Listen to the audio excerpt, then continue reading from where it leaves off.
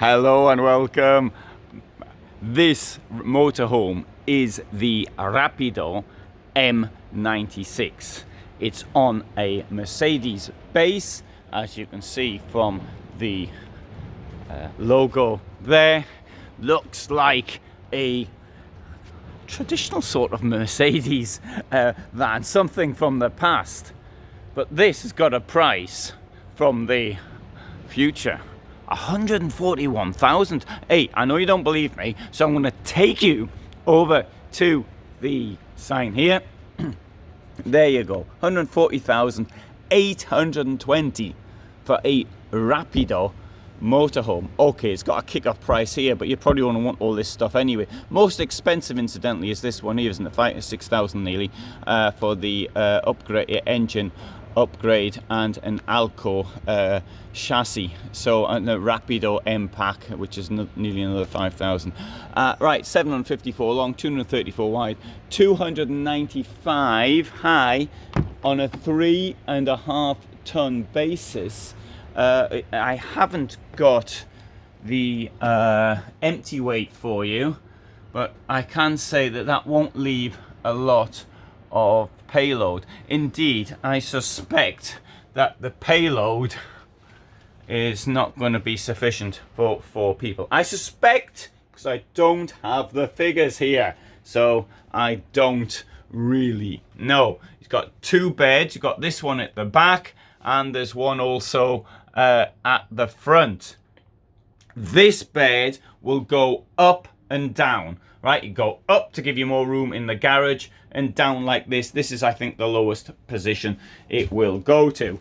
And if I open this up here, you see it's got a nice big proper, when I say proper drawer, I mean it's got a drawer with sides.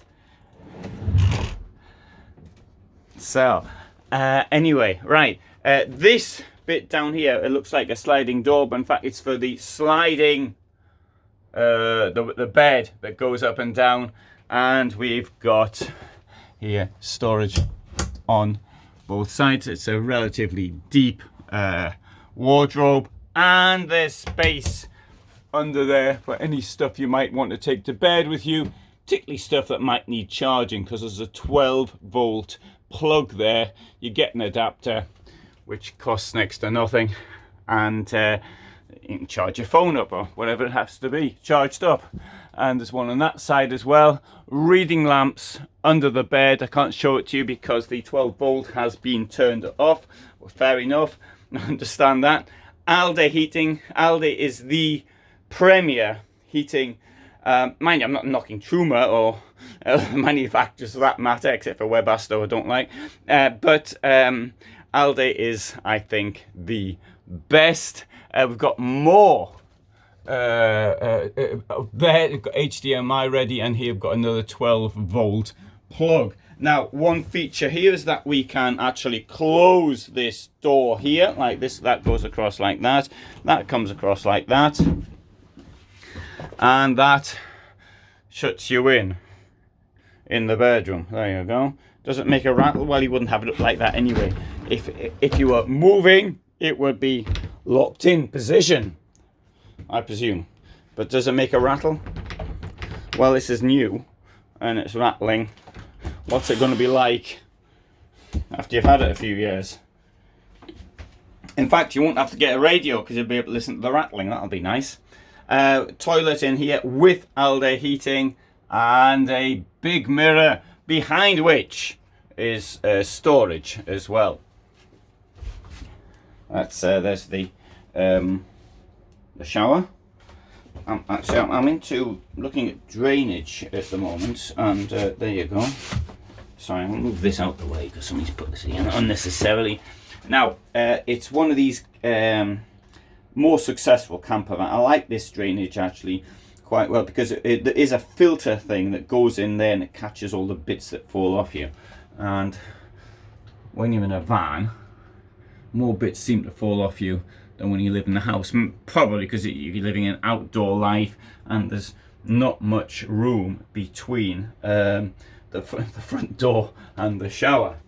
this is a feature which I think is great, very nice. First time I've seen it in an RV, a seat in the shower.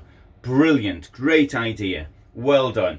That is a big mark for me, and it costs next to nothing to put in. The van costs 141,000, but the seat, yeah, it comes with a seat in the plastic seat in the shower. Sorry, the lighting's not so good, but that's because the 12 volts not turned on, so I can't actually show you. Sink here. It's got a big a really chunky tap on that. Trouble is with a really chunky tap, doesn't really work well in a motorhome. It might work. It looks great in your bathroom at home, but not in the van. It's either 2 or 3 burners here. You may say 141,000, you may get 2 burners, but look at the space between them anyway. And if you have 3 there, if you use a big pan, then you couldn't really, it takes 2 places up. I don't have a problem with that. I do have a little bit of a problem though with these dials being close because of the heat, and they do melt. It's happened to me. Wasn't in a Rapido van, but it has happened to me.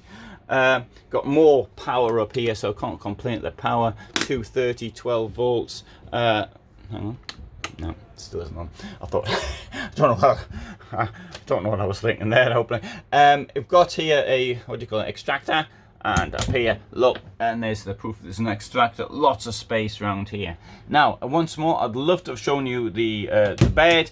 The bed's electronic, so I actually don't need the key. It doesn't need a key, but I can't get it down because they haven't turned the 12 volt on. Now, face to face, we've got an enormous table here. That's only half of the table. A full table comes out like this. There you go, something like that. And what we've got here is, I think regulations might have changed in Germany, requiring this position here, when in things in motion, has to point forward. And I can't, once more, I can't actually demonstrate this, but properly. But there is a back for a chair, which will come here, and you'll sit facing forward. You move the whole thing round, and this will go around you. There'll be another one down there somewhere. Seat belt. Well, there should be anyway. Should be one somewhere around there. On this side, you can actually see a bit better how it's been arranged. So you've got your headrest, and there'll be a cushion will go there. This part here comes away. I'll have to do a video, get someone to film me doing the video, of course, showing you how to turn these seats around. I personally think it's a bit of a palaver, but if you're going to have a situation where you want a face-to-face, this seems to be the thing to do these days if there's 4 people in the vehicle. And as I've already stated, I can't see the point of a big double bed up there and a big double bed at the back, because 4 adults are not going to go into this vehicle if it's on a 3.5 ton basis, in my opinion. Dog probably thinks the same as well. Right, we'll have a look in here. Assuming I can open it. There you go. Really nice contours on this. Yeah, proper drawers. Yeah, very, very attractive. Quite like that one. Right, fridge here is one of these ones that opens both ways. That's the freezer, and this is the fridge. The fridge appears actually to be on. No, I've got the warning sign up. Maybe it isn't on, or maybe it's on gas. No, it can't be on gas. It's some, the warning signs up. Right, storage up there. This is just to make the point. I can't operate anything up here except for this green light. But before, when I tried to turn the lights on, they weren't reacting, and the bed also didn't react as well when I tried. Anyway, it's fair enough. This is a trade fair. The thing is, trade fairs, there's a different way of doing things. You wouldn't normally, for example, have lights put in from outside shining on inside. Things are turned off, fuses are removed, and the point of that is, of course, to stop people messing around with them. Lots of things get broken. Right, double floor, as you'd expect at this price, with Alde chassis, allowing this fantastic amount of storage under it, which is, I think, it's not as good as you'll find in Heimer and Cartago, but it's comparable to Euromobile, for example. Euromobile. What's this thing open? That's open. Oh, sorry. And here, right, good. Now, unfortunately, I wish I could show you this a bit better, but the bed will go up. I'll have to leave a link to a video with the bed actually going up to demonstrate it. Here's the there's the button. Press the button. You see, it's not turned on. Outdoor shower, and in here we can put, if my memory serves me correctly, 300 kilos of right. Okay, so why does it cost so much? Right, first thing is there's a major shortage of chassis. That's the reason. There's a shortage of workers. There's a shortage of other things because of COVID. All of these things together have led to the massive increase on prices. But added to that is the demand. Demand has never been at this level for motorhomes as it is now. So that is why these prices are so expensive at the moment. Okay, at 141,000, I have videoed this very same M96. You can find videos of mine of this vehicle in this hole, or in other holes, because it wasn't always here, in the past, and have a look at the prices there. And if I am correct, I think not so long ago the price was under 100,000 with a similar spec. But please bear in mind, when things are related to prices, then the prices really are hidden because of all of the extras. And sometimes the extras become standard, and sometimes what was once standard becomes an extra. So the prices really take a more analysis, forensic accountancy. I'm exaggerating a bit, but actually not that much. You've really got to get it out and look at it to compare prices. It is not as simple as many people seem to believe, particularly some of those in some comments that we get at the times in the comment section. People say that it's never worth that much money.